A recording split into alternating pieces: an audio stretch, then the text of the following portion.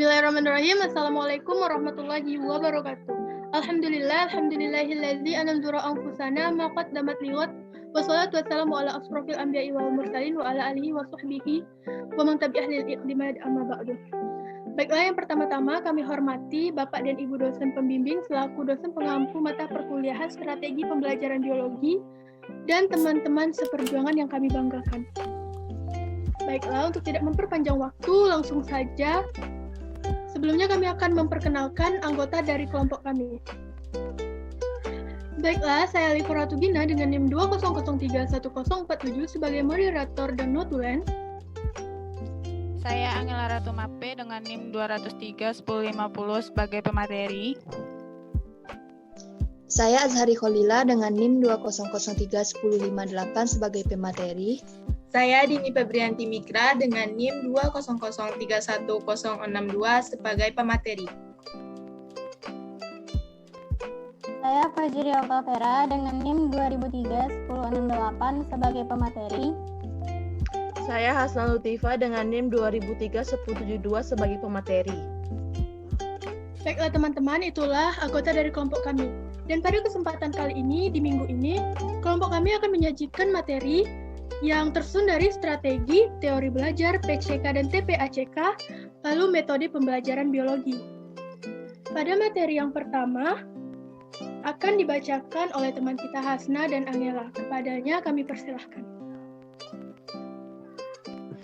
Baiklah, untuk materi pertama mengenai pengertian strategi pembelajaran. Teman-teman bisa lihat di slide. Nah, untuk pengertian dan strategi pembelajaran sendiri merupakan suatu serangkaian rencana kegiatan yang di dalamnya termasuk penggunaan metode dan pemanfaatan sebagai sumber daya atau kekuatan dalam suatu pembelajaran. Nah, jenis-jenis strategi ini dapat dibagi menjadi beberapa bagian. Di antaranya yang pertama yaitu strategi pembelajaran ekspositori atau kita biasa singkat dengan SPE, yang mana pada strategi pembelajaran ini lebih menekankan pada orientasi guru, karena guru di sini berperan penting dalam strategi pembelajaran ekspositori ini. Yang kedua, strategi pembelajaran inquiry atau SPI.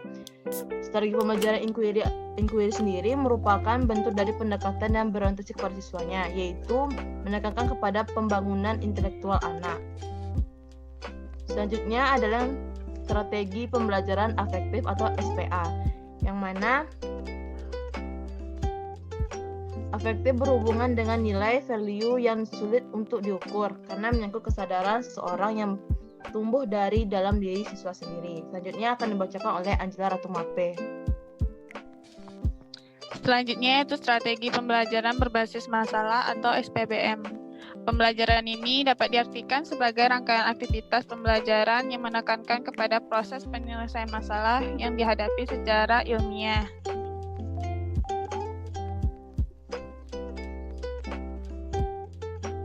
Yang selanjutnya yaitu strategi pembelajaran peningkatan kemampuan berpikir atau SPPKB, yaitu berhubungan dengan nilai value yang sulit diukur karena menyangkut kesadaran seseorang yang tumbuh dalam diri sendiri. Selanjutnya, strategi pembelajaran kooperatif atau SPK, yaitu rangkaian kegiatan belajar yang dilakukan oleh siswa dalam kelompok-kelompok tertentu dengan mencapai tujuan pembelajaran yang telah dirumuskan. Yang terakhir yaitu strategi pembelajaran kontekstual atau CPL, yaitu konsep belajar yang membantu guru mengaitkan antara materi pembelajaran dengan situasi dunia nyata siswa dan mendorong siswa membuat hubungan antara pengetahuan yang dimilikinya dengan penerapan dalam kehidupan sehari-hari. Baiklah, materi selanjutnya akan dibacakan oleh teman kita Vera. Kepadanya kami persilahkan. Yang kedua, macam-macam teori belajar. A. Teori belajar behavioristik, yaitu perubahan tingkah laku sebagai akibat adanya interaksi antara stimulus, apa yang diberikan oleh guru, dan respon, apa yang dihasilkan oleh siswa. Yang kedua, teori belajar kognitif, lebih mementingkan proses belajar daripada hasil belajarnya. Beberapa pandangan tentang teori kognitif. Yang pertama, teori perkembangan Piaget. Yang kedua, teori belajar menurut Brunan. Yang ketiga, teori belajar bermakna Ausubel. Yang C, teori belajar konstruktivistik, yaitu teori yang lebih menekankan pada proses dan kebebasan dalam menggali pengetahuan serta upaya dalam mengkonstruksi pengalaman.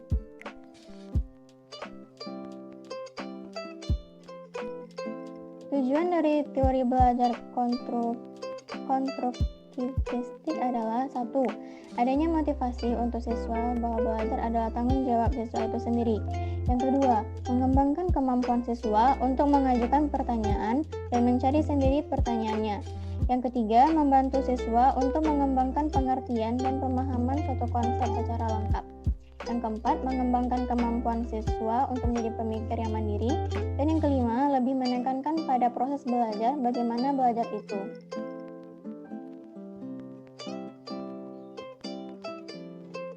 D. Teori belajar humanistik.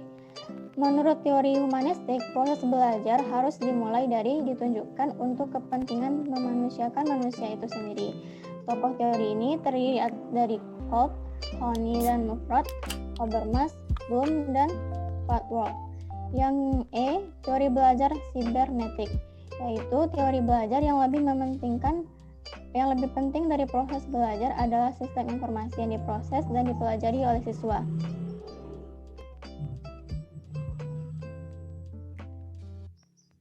F. Teori belajar revolusi sosiokultural. Teori belajar revolusi sosiokultural adalah peningkatan fungsi-fungsi mental seseorang yang berasal dari kehidupan sosial atau kelompoknya, dan bukan sekedar dari individu itu sendiri. Yang G. Teori belajar Gestalt itu berkenaan dengan keseluruhan individu dan timbul dari interaksinya yang matang dengan lingkungan. Melalui interaksi ini, kemudian tersusunlah bentuk-bentuk persepsi, imajinasi, dan pandangan baru. H. Teori belajar kecerdasan ganda. Teori ini mengatakan bahwa setiap siswa memiliki kecerdasan tertentu pada ke-8 kecerdasan. Yang pertama, kecerdasan linguistik, kecerdasan matematis logis, kecerdasan visual spasial, kecerdasan kinestetik, kecerdasan musikal, kecerdasan interpersonal, kecerdasan intrapersonal, dan kecerdasan naturalis. I. Teori belajar Van Hill terfokus kepada materi geometris dan dikemukakan oleh Van Hill. J. Teori belajar bermakna, yaitu proses mengaitkan informasi baru pada konsep-konsep relevan yang terdapat dalam struktur kognitif seseorang.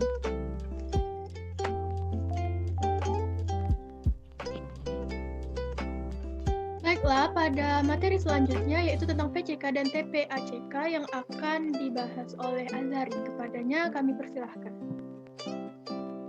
Baiklah, selanjutnya saya akan menjelaskan mengenai PCK dan TPACK.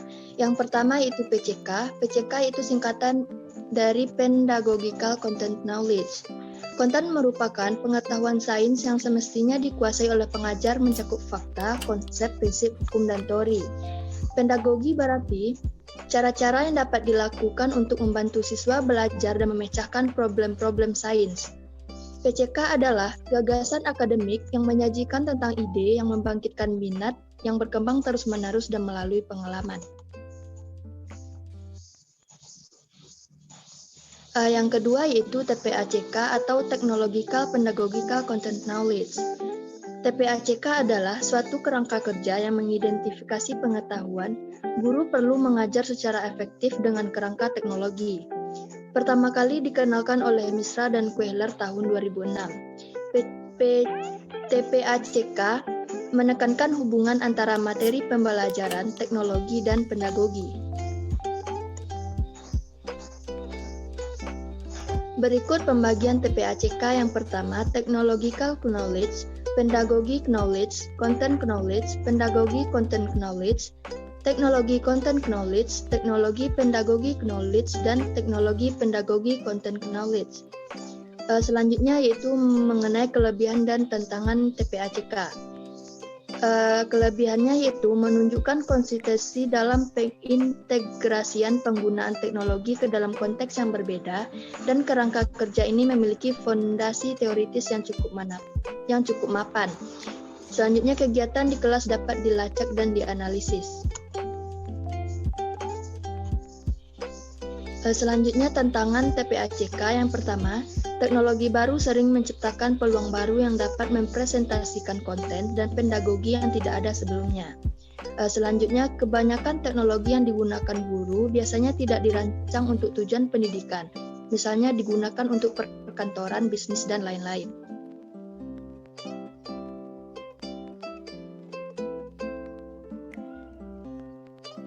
Baiklah, untuk materi selanjutnya akan dibacakan oleh Dini Febrianti Mikra. Kepada Dini, kami persilahkan.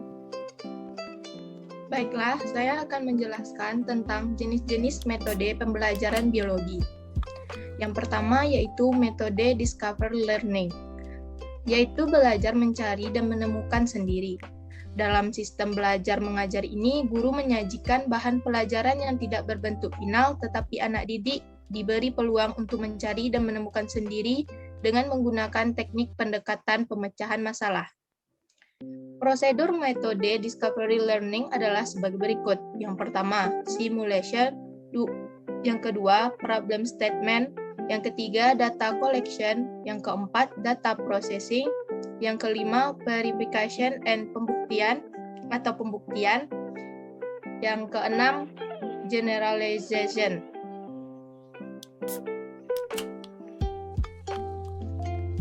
Selanjutnya yaitu metode diskusi. Metode ini yaitu suatu cara penyajian bahan pelajaran di mana guru memberi kesempatan kepada para siswa.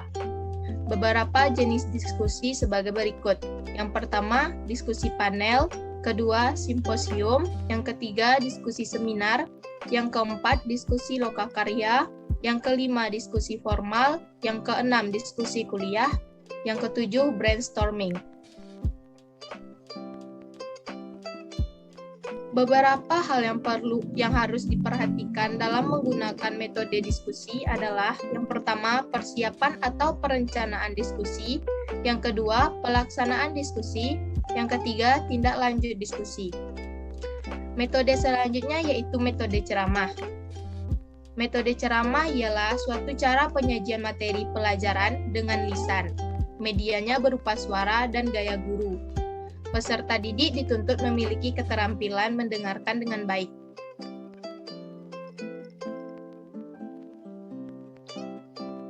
Metode ceramah ini memiliki syarat. Yang pertama, guru atau penceramah hendaknya memiliki keterampilan menjelaskan dengan bahasa, suara, gaya, dan sikap yang baik serta menarik.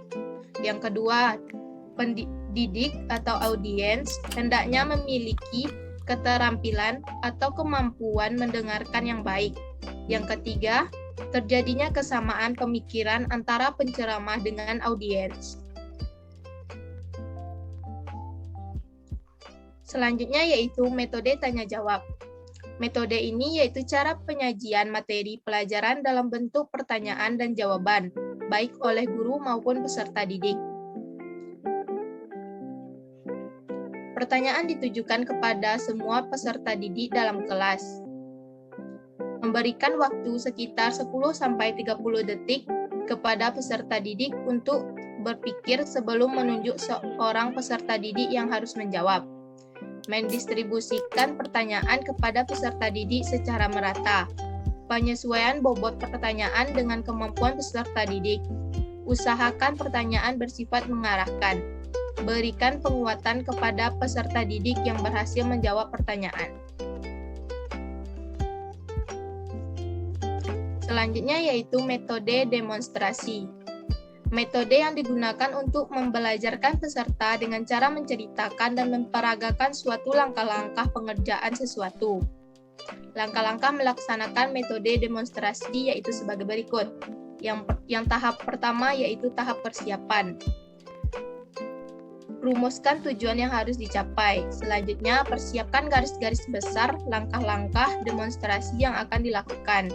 Setelah itu, lakukan uji coba demonstrasi. Yang kedua, tahap pelaksanaan. Langkah pembukaan, Selanjutnya, langkah pelaksanaan demonstrasi.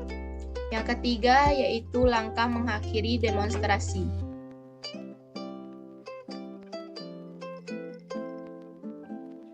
Baiklah teman-teman, dengan berakhirnya slide terakhir tadi, maka berakhir pula presentasi dari kelompok ini. Sekian hasil presentasi dari kelompok kami. Mohon maaf jika terdapat banyak kesalahan, tetapi sebelumnya akan kita lanjutkan lagi kepada forum diskusi.